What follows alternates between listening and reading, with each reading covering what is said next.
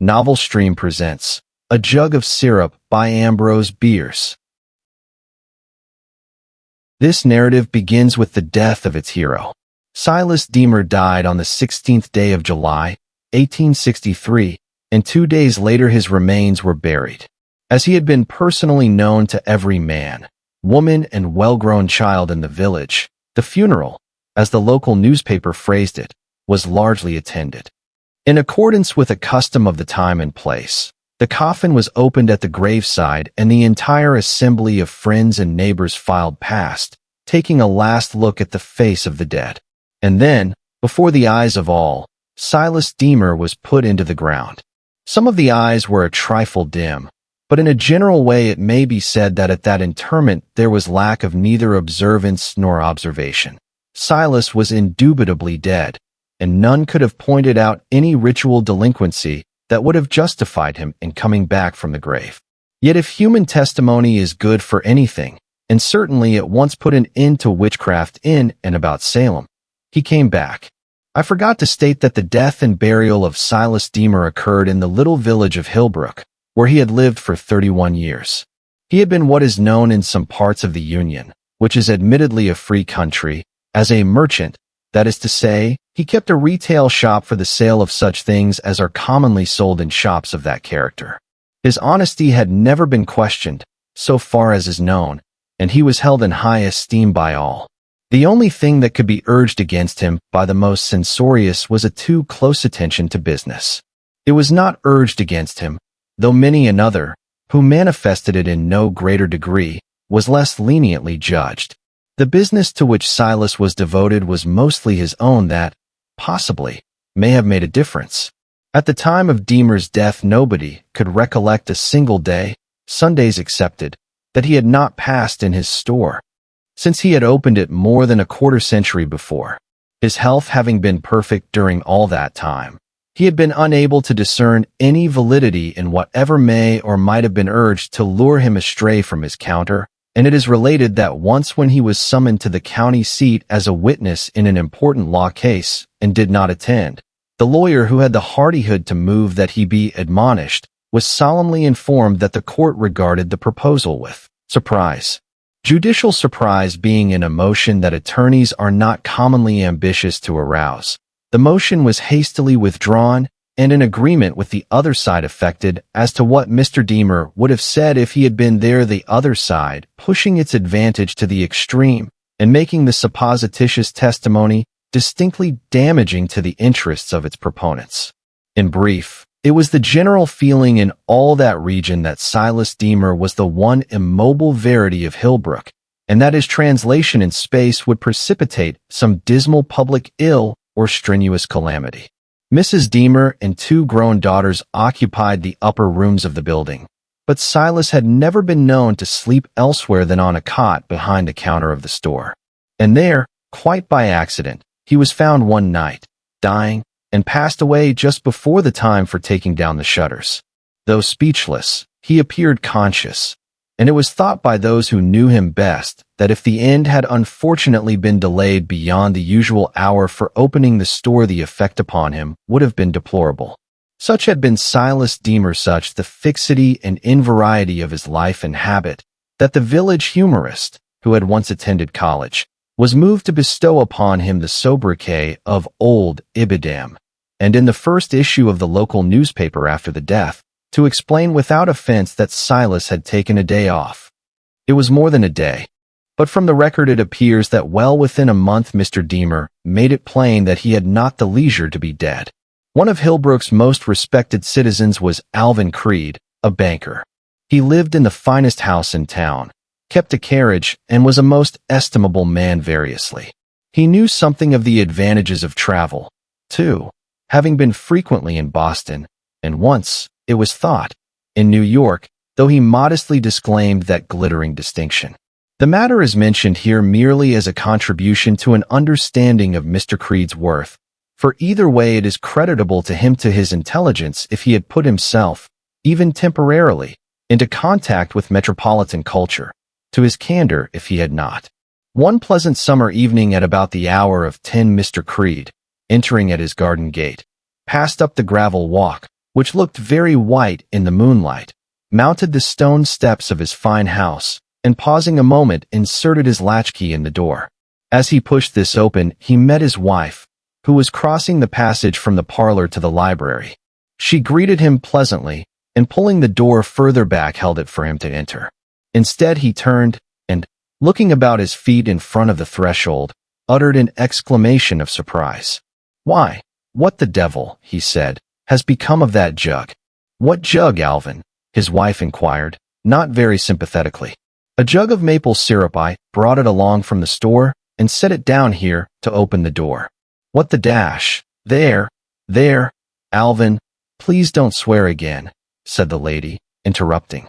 "Hillbrook, by the way, is not the only place in Christendom where a vestigial polytheism forbids the taking in vain of the evil one's name." The jug of maple syrup, which the easy ways of village life had permitted Hillbrook's foremost citizen to carry home from the store, was not there. "Are you quite sure, Alvin?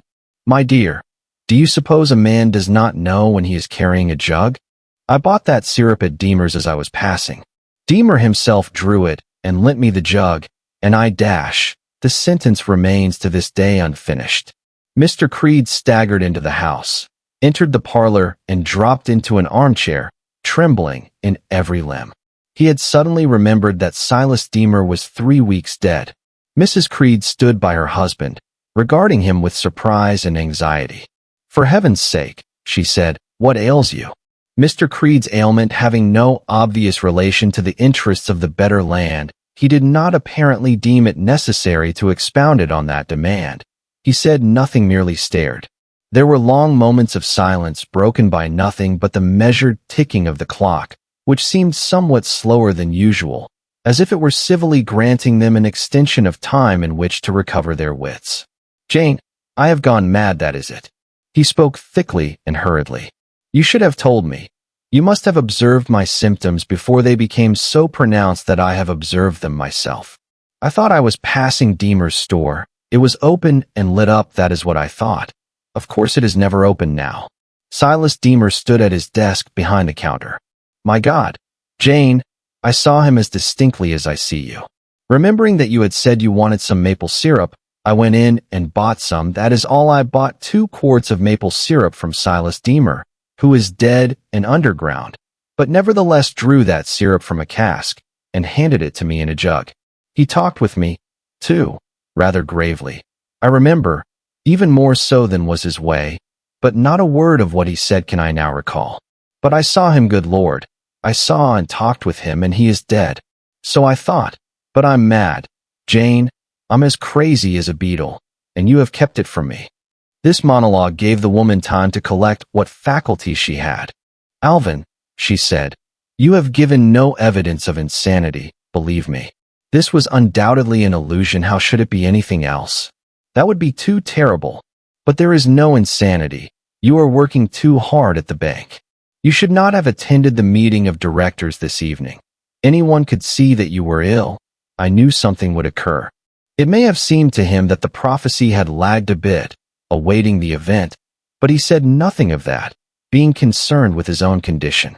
He was calm now, and could think coherently. "Doubtless the phenomenon was subjective," he said, with a somewhat ludicrous transition to the slang of science. "Granting the possibility of spiritual apparition and even materialization, yet the apparition and materialization of a half-gallon brown clay jug, a piece of coarse, heavy pottery, evolved from nothing that is hardly thinkable." As he finished speaking, a child ran into the room, his little daughter. She was clad in a bedgown. Hastening to her father, she threw her arms about his neck, saying, "You naughty papa, you forgot to come in and kiss me. We heard you open the gate and got up and looked out. And, Papa dear, Eddie says mayn't he have the little jug when it is empty?" As the full import of that revelation imparted itself to Alvin Creed's understanding, he visibly shuddered. For the child could not have heard a word of the conversation. The estate of Silas Deemer being in the hands of an administrator who had thought it best to dispose of the business, the store had been closed ever since the owner's death, the goods having been removed by another merchant who had purchased them en bloc. The rooms above were vacant as well, for the widow and daughters had gone to another town. On the evening immediately after Alvin Creed's adventure, which had somehow got out, a crowd of men, women, and children thronged the sidewalk opposite the store. That the place was haunted by the spirit of the late Silas Deemer was now well known to every resident of Hillbrook, though many affected disbelief. Of these the hardiest, and in a general way the youngest, threw stones against the front of the building, the only part accessible, but carefully missed the unshuttered windows. Incredulity had not grown to malice. A few venturesome souls crossed the street and rattled the door in its frame, struck matches and held them near the window, attempted to view the black interior. Some of the spectators invited attention to their wit by shouting and groaning and challenging the ghost to a foot race. After a considerable time had elapsed without any manifestation, and many of the crowd had gone away, all those remaining began to observe that the interior of the store was suffused with a dim, yellow light. At this, all demonstrations ceased. The intrepid souls about the door and windows fell back to the opposite side of the street and were merged in the crowd. The small boys ceased throwing stones. Nobody spoke above his breath. All whispered excitedly and pointed to the now steadily growing light. How long a time had passed since the first faint glow had been observed none could have guessed, but eventually the illumination was bright enough to reveal the whole interior of the store, and there, standing at his desk behind the counter, Silas Deemer was distinctly visible. The effect upon the crowd was marvelous. It began rapidly to melt away at both flanks as the timid left the place. Many ran as fast as their legs would let them. Others moved off with greater dignity, turning occasionally to look backward over the shoulder. At last a score or more, mostly men, remained where they were, speechless, staring, excited. The apparition inside gave them no attention. It was apparently occupied with a book of accounts. Presently 3 men left the crowd on the sidewalk as if by a common impulse and crossed the street. One of them, a heavy man, was about to set his shoulder against the door when it opened, apparently without human agency, and the courageous investigators passed in. No sooner had they crossed the threshold than they were seen by the awed observers outside to be acting in the most unaccountable way. They thrust out their hands before them, pursued devious courses, came into violent collision with the counter, with boxes and barrels on the floor, and with one another. They turned awkwardly hither and thither and seemed trying to escape, but unable to retrace their steps. Their voices were heard in exclamations and curses. But in no way did the apparition of Silas Deemer manifest an interest in what was going on. By what impulse the crowd was moved none ever recollected, but the entire mass, men, women, children, dogs, made a simultaneous and tumultuous rush for the entrance. They congested the doorway, pushing for precedence, resolving themselves at length into a line and moving up step by step. By some subtle spiritual or physical alchemy, observation had been transmuted into action. The sightseers had become participants in the spectacle. The audience had usurped the stage. To the only spectator remaining on the other side of the street, Alvin Creed, the banker, the interior of the store with its inpouring crowd continued in full illumination. All the strange things going on there were clearly visible. To those inside, all was black darkness. It was as if each person as he was thrust in at the door had been stricken blind and was maddened by the mischance. They groped with aimless imprecision, tried to force their way out against the current, pushed and elbowed, struck at random, fell and were trampled, rose and trampled in their turn. They seized one another by the garments, the hair, the beard, fought like animals, cursed, shouted, called one another opprobrious and obscene names. When, finally, Alvin Creed had seen the last person of the line pass into that awful tumult, the light that had illuminated it was suddenly quenched, and all was as black to him as to those within. He turned away and left the place. In the early morning, a curious crowd had gathered about Deemer's. It was composed partly of those who had run away the night before, but now had the courage of sunshine, partly of honest folk going to their daily toil. The door of the store stood open. The place was vacant, but on the walls, the floor, the furniture, were shreds of clothing and tangles of hair. Hillbrook Militant had managed somehow to pull itself out and had gone home to medicine its hurts and swear that it had been all night in bed. On the dusty desk, behind the counter, was the sales book. The entries in it, in Deemer's handwriting, had ceased on the 16th day of July, the last of his life. There was no record of a later sale to Alvin Creed. That is the entire story, except that men's passions having subsided and reason having resumed its immemorial sway. It was confessed in Hillbrook that, considering the harmless and honorable character of his first commercial transaction under the new conditions, Silas Deemer, deceased, might properly have been suffered to resume business at the old stand without mobbing. In that judgment, the local historian from whose unpublished work these facts are compiled had the thoughtfulness to signify his concurrence. Thank you for listening to this audiobook. If you enjoyed this story, don't forget to give it a thumbs up and subscribe to our channel so you don't miss our next uploads. See you in the next audiobook.